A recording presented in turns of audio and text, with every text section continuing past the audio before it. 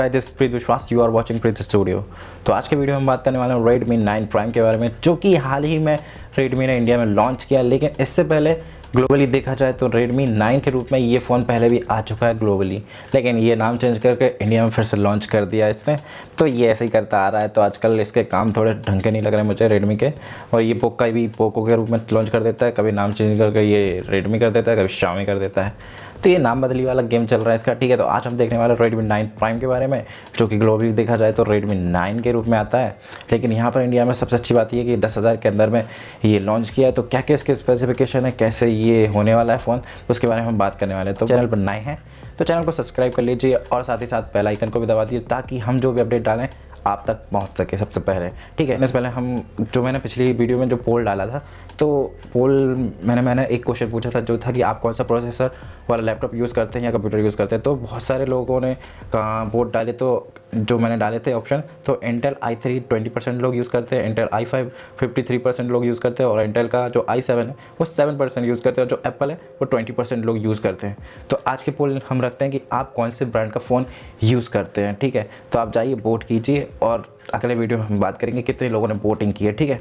तो चलिए वीडियो शुरू। तो Redmi 9 Prime के बारे में बात करते हैं हम। तो सबसे पहले देख लेते हैं इसकी बिल्ड क्वालिटी कैसे होने वाली है। तो इसकी बिल्ड क्वालिटी के बारे में बात करें तो इसकी बिल्ड होने वाली पॉलीकार्बोनेट बैक होने वाला है, जो कि ड्यूल टोन का कलर के साथ आने वाला है। तो और इसके सबसे अच्छी बात है कि ये 4 कलर में यहाँ पर लॉन्च किया गया है Redmi ने। तो काफ़ी ज़्यादा अच्छी चीज़ देखने को मिल जाती है, क्योंकि इस प्राइस में इतने सारे कलर वेरियंट देखने को आपको नहीं मिलते। तो इस फ़ोन के साथ ये अच्छी चीज़ है कि आपको कलर वेरियंट बहुत सारे देखने को मिलेंगे, और इसमें ड्यूल टोन का यूज़ किया गया, तो देखने में ज़्यादा अच्छा लगता है थोड़ा सा। और बिल्ड क्वालिटी की बात करें तो थोड़ी सी ग्लास बैक देखने को नहीं मिलती, तो थोड़ा बिल्ड क्वालिटी में आपको कंप्रोमाइज़ करना पड़ेगा। तो ये आप देख लीजिए, ठीक है। बात करें इसकी डिस्प्ले की, तो डिस्प्ले आपको देखने को मिल जाती है 6.5 इंचेस की डिस्प्ले देखने को मिलती है इसको, जो कि फुल एचडी डिस्प्ले है। अभी बात करूँ मैं 10,000 के अंडर में फुल एचडी डिस्प्ले देखने को नहीं मिलती आपको, लेकिन इसमें यहाँ पर 1080 को फुल एचडी डिस्प्ले देखने को मिलती है, जो कि काफ़ी अच्छी बात हो जाती है। कैमरे कितने दिए गए हैं, तो इसमें क्वाड कैमरा के साथ ये फ़ोन देखने को मिलता है आपको, जो कि बहुत अच्छी बात हो जाती है। तो जिसमें प्राइमरी कैमरा है वो 13 मेगापिक्सल का यूज़ किया गया है, जो कि है वाइड एंगल लेंस।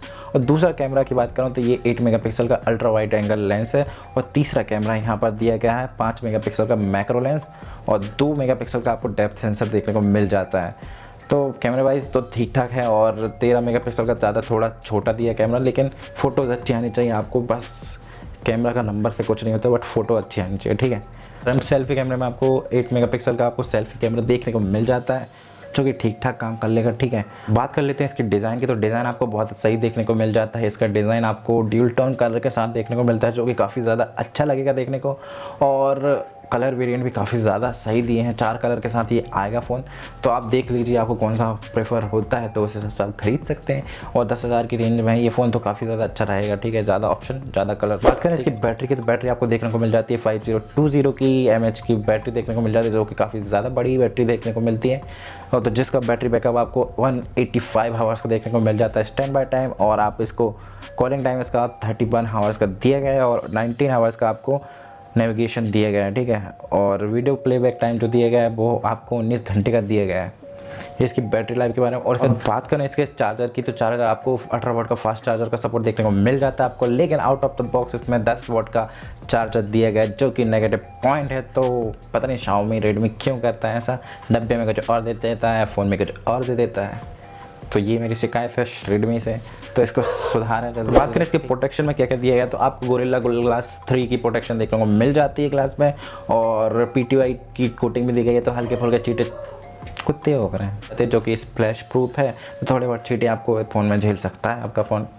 ये थी इसकी प्रोटेक्शन। नीचे की साइड आपको देखने को मिल जाता है फिंगरप्रिंट सेंसर भी। नीचे की साइड आपको चार्जिंग टाइप सी देखने को मिल जाता है, और आपको नीचे हेडफोन जैक का एक बटन देखने को मिल जाता है। ऊपर आपको देखने को मिल जाता है नॉइस कैंसिलेशन, और दूसरा आपको IR ब्लास्टर देखने को मिलता है, जो कि आप जिससे रिमोट सारे चल रहे। इसकी परफॉर्मेंस की, तो परफॉर्मेंस के मामले में आपको जो इसका प्रोसेसर देखने को मिल जाता है वो MediaTek का Helio G80 प्रोसेसर देखने को मिलता है, जो कि आपने Redmi 9 देखा हुआ उसमें Redmi Note 9 में आपको Helio G85 का प्रोसेसर देखने को मिल जाता है। तो उस कंपैरिजन में सेम परफॉर्मेंस दे देंगे आप दोनों डिवाइस, तो ज़्यादा अंतर नहीं है, 10,000 और 13,000 का अंतर हो जाता है, लेकिन परफॉर्मेंस थोड़ी एक जैसे देखने को मिल जाती है, ठीक है। तो सिम स्लॉट की बात करें तो आप इसमें एक साथ 2 सिम स्लॉट यूज़ कर सकते हैं, और साथ ही माइक्रो SD का भी यूज़ कर सकते हो, और 512 GB तक इसको एक्सपेंड कर सकते हो, ठीक है। ये काफ़ी ज़्यादा अच्छी चीज़ हो जाती है 2 सिम एक साथ यूज़ करना। और सेंसर की बात करें तो सारे एंट्रम बटरम सारे सेंसर इसमें देख के रखे हैं, तो कोई दिक्कत नहीं है सेंसर की। तो सारे सेंसर आपको देखने में मिल जाते हैं इसमें, जायरोस्कोप वगैरह वगैरह जितने होते हैं। सब था इस फ़ोन के बारे में, ठीक है, इतना ही सब कुछ है।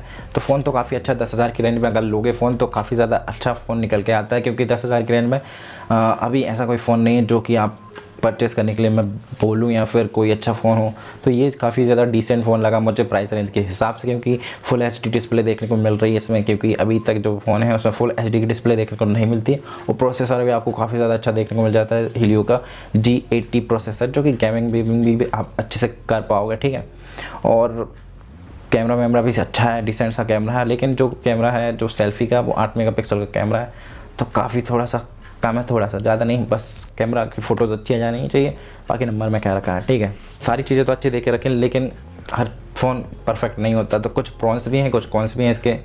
तो जो कॉन्स हैं वो आपको बता देता हूँ। इस जो डब्बे के साथ आपको 10 वॉट का चार्जर देखने को मिलता है, जो कि कतई सही नहीं है, क्योंकि जब फ़ोन दे रहे हैं आप 18 वॉट चार्जर का, तो आपको डब्बे में भी 18 वोल्ट का चार्जर तो देने। तो ये जो फ्लैश सेल में देखने को मिलेगा, तो इसकी अवेलेबिलिटी भी थोड़ी कम है। इसका दूसरा बिग पॉइंट है, ठीक है, MIUI के साथ आता है, इसमें आपको एड्स भर भर के देखने को मिलेंगी, ये इसका तीसरा बिग पॉइंट है। और चौथा बिग पॉइंट अपने हिसाब से कुछ भी लगा लो यार, ठीक है। मेरे ओपिनियन ये है इस फ़ोन के बारे में। अगर आप 10,000 का फ़ोन ख़रीदना चाहते हैं, ये वाला 10,000 वाला वेरिएंट ख़रीदना चाहते हैं आप, तो आपके लिए सही है। अगर आप इसका दूसरा वेरिएंट है 4GB 128GB, जो कि 12,000 रुपये का आता है, तो वो मेरे हिसाब से वर्थ नहीं है आपके लिए, क्योंकि 2,000 रुपये देना सिर्फ एक मेमोरी के लिए, तो वो मत करो आप। अगर आपको खरीदना 10,000 की रेंज में, तो 10,000 वाला वेरिएंट खरीदो और खुश रहो, ठीक है। तो ये थी इस फ़ोन के बारे में सारी चीज़ें।